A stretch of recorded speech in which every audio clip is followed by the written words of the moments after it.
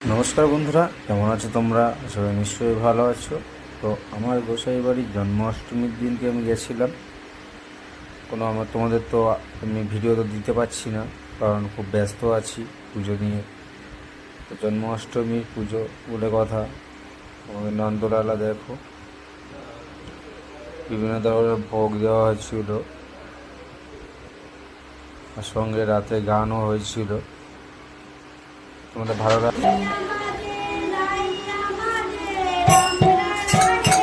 আমাদের বাড়ির অনুষ্ঠানে যদি ফুল ভিডিও তোমরা দেখতে চাও, অবশ্যই আমাকে কমেন্ট করে জানাও, তাহলে ভিডিওটি আমি দেবো।